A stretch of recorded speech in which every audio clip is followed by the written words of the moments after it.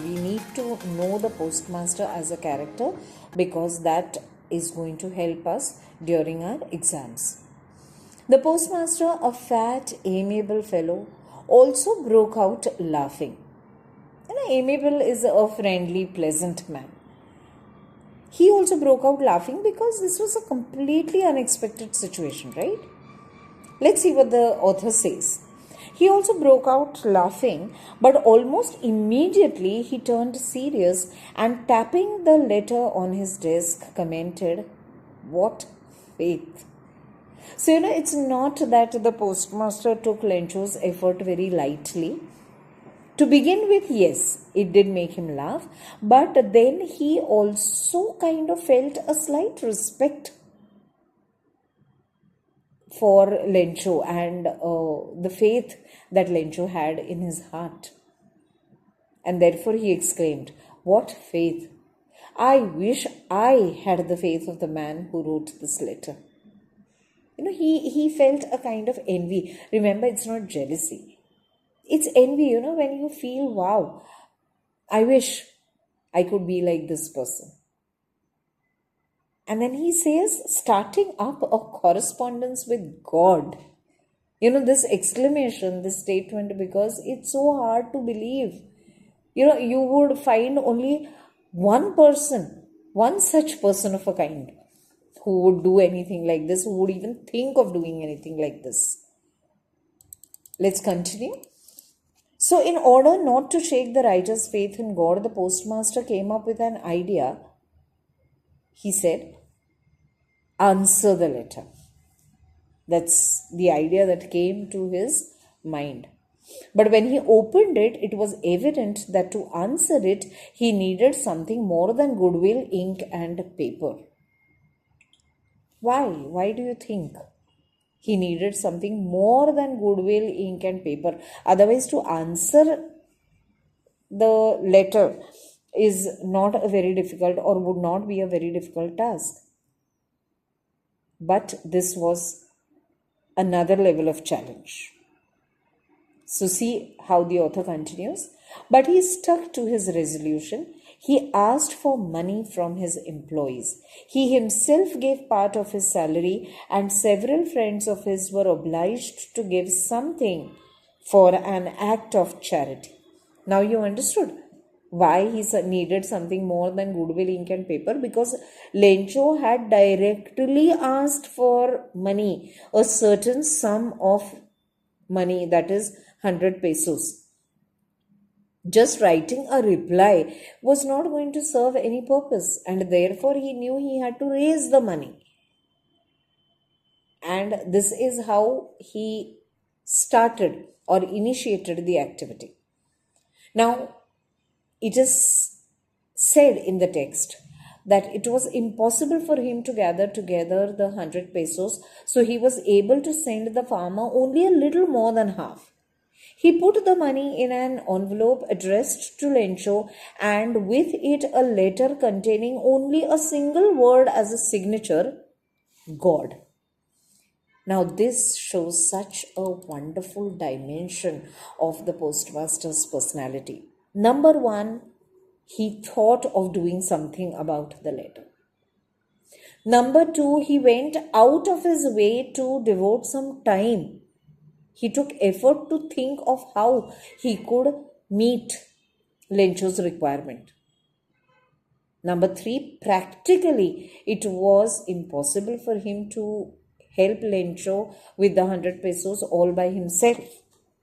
And so, what he did was, he actually probably spoke to people around him.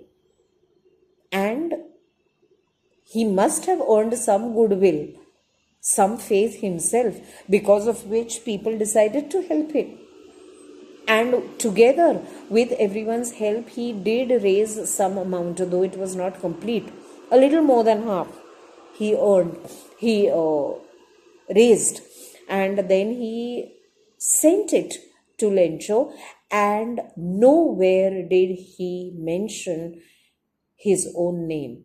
So he was not seeking credit for the entire activity. It was only out of deep respect, and he was in awe of Lencho's faith, which is why he did this namelessly. In fact, just in the name of God, because he wanted Lencho to feel good and he wanted Lencho's faith to be intact. Let's see what happens further in the lesson. The following Sunday, Lencho came a bit earlier than usual to ask if there was a letter for him. It was the postman himself who handed the letter to him, while the postmaster, experiencing the contentment of a man who has performed a good deed, looked on from his office. So there also the postmaster did not come to the forefront. He let the postman do his job, and heart in heart he was feeling extremely satisfied and contented, because he had been the medium, the means to help someone. And what satisfaction selfless help brings to your heart! It's unparalleled. So he was experiencing that kind of a feeling. Let's see what happens in the text. Lencho showed not the slightest surprise on seeing the money. Such was his confidence. So, can you understand what kind of strong faith Lencho had? And he knew that once, any disciple or any person who believes in God asks for help, God will never fail. So, with that confidence, he opened the packet and then see what happens. But he became angry when he counted the money. God could not have made a mistake, nor could he have denied Lencho what he had requested. See the thoughts that are going on in Lencho's mind. That God could not have made a mistake, nor could he have denied Lencho what he had requested. So immediately, Lencho went up to the window to ask for paper and ink. Ink here means a pen. On the public writing table, he started to write with much wrinkling of his brow, because again he was unhappy. How could this happen? Caused by the effort he had to make to express his ideas. Because, yes, the reason is Lencho did struggle with words, and though he knew how to write, it's not that he was very well efficient when it came to writing and expressing thoughts in the exact words, because he had never had the kind of exposure that probably you and I have had. Now in the text they say, when he finished, he went to the window to buy a stamp which he licked. Typically what happens when people generally seal envelopes before posting a letter in the mailbox. So he licked the stamp and then affixed to the envelope with a blow of his fist. Now that blow of his fist is also a sign of his determination that God must do what he has asked for. Let's continue the text. The moment the letter fell into the mailbox, the postmaster went to open it. It said, God, of the money that I asked for, only 70 pesos reached me. Send me the rest, since I need it very much.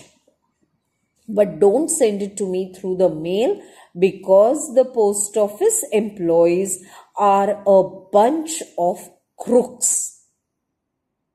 Lencho. So, did you notice the final twist in the tale comes here, when Lencho has so much faith in God that he believes completely, not a single fraction of a moment does he suspect that God cannot write a letter to him. He takes it for a fact that God has answered his request and sent him money, and he is now deeply convinced that It is the post office employees who have cheated him by taking away the balance money, and that God can never fail. So God must have sent those 100 pesos, but 30 pesos these people in between must have taken away. Such is Lencho's faith in God. He trusts God more than he trusts men. I'll come back with you for the conclusion.